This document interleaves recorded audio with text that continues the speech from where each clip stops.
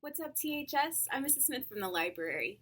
This week I want to tell you about a book that deals with some complex and emotional issues, but in a very magical, poetic way.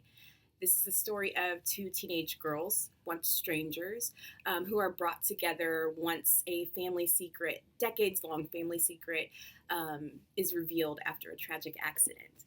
This is Elizabeth Acevedo's Clap When You Land.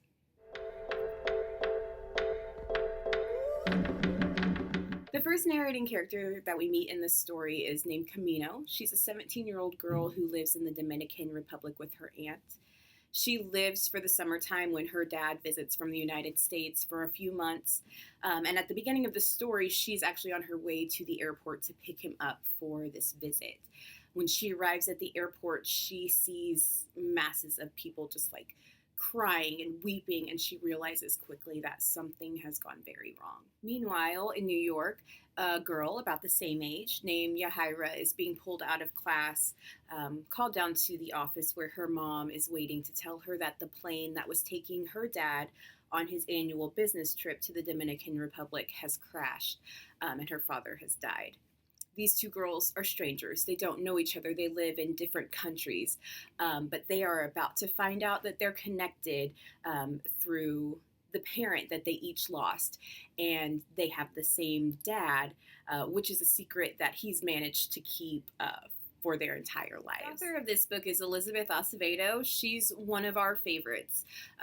You've probably read the Poet X, whether in Battle of the Books or Project Lit or freshman book clubs.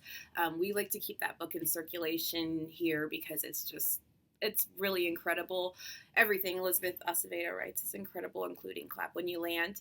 So if you enjoyed the Poet X, you'll probably like this one too. The genre and style, the style is very similar to the Poet X. This is another novel in verse. It differs a little in that we have two voices. So we have two narrating characters, Camino and Yahira, get their own chapters and tell their stories in their own voices. So clearly, like I said, we're dealing with some tough, complex, nuanced issues here in this book, family being at the center of it.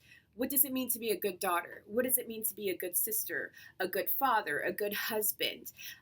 Also, we're looking at grief. These girls both lost their dad physically. He's no longer a part of their life, but they've also lost the image and the ideal that they had of their dad, and they're grieving that as well. So for the challenge meter, I'm putting this one right in the middle. It looks like a long book, but let me remind you that it's a novel in verse, so it's not just like lines and lines of text. It's broken up into sections, much like a poem. You read it from the beginning to the end, and there's a narrative that tells a story. I would recommend this book to any of you who enjoy poetry.